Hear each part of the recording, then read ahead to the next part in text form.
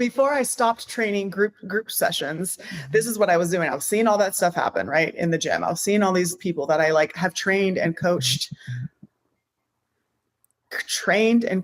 and loved for years and years and years. And I started incorporating down regulation techniques. So, hey, everyone, I would be really pretty good at running everyone through a mobility routine afterwards. But it wasn't until I started like switching the music to like chill music that wasn't like the stuff that we were like getting go harder. Yeah. So I started switching the music. I started mobilizing people a little bit longer, a little bit better, a little bit more detailed.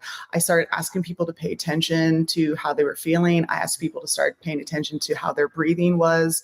I started to literally just have people lay down and then not do anything, because we can still be doing too much while we think we're relaxing, but we're just trying to just check the box. And so even just laying people down on the floor, closing their eyes, body scanning, and like it was just game changing. But to have the balance of those two things, to have the go and get after it, and I'm going to see what I got today, but have there be some kindness at the whiteboard to themselves, the invitation of like, hey, this is what the whiteboard says you should do today.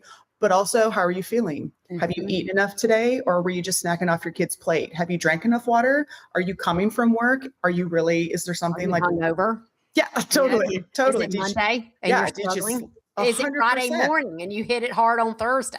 100%. I also leaned into, and I know you did this, to the gratitude. Like after that, I'd start with the goals. Like, hey, what's your goal for today's workout?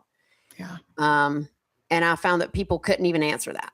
Yeah. They didn't know. It was checking it off. Sometimes they'd say, I just want to survive. That's, clearly if you're living your life to survive, it's not really awesome. But, I didn't try to argue with them at the whiteboard. But then leaning in at the end, like, what really surprised you about your body today? What did your body do today that you were like, wow, she really tore that up? Or I was surprised that I breathed so well on my wall balls, or, whatever that was. Yeah. And you're right. Just asking people to acknowledge that there's a body down there. Yeah. Is like a little tiny itty bitty crack open in the doorway of disconnection. Yeah. Yeah. Giving people those moments to pause and to actually ask themselves the question. I think there's a lot of value there that a lot of coaches don't realize. And for women too, it's so easy for us to tune in once we're being prompted to, because our bodies are speaking to us every day of the month. Every day of the month, something's happening in different voices, in other ways. Yeah. So it's real. It's a real thing. And so my 90 breathwork certification, the way in which there's so much breathwork out there. I do not consider myself a breathwork expert. I consider myself an expert in the field of creating and facilitating space for people to connect to themselves with their breath.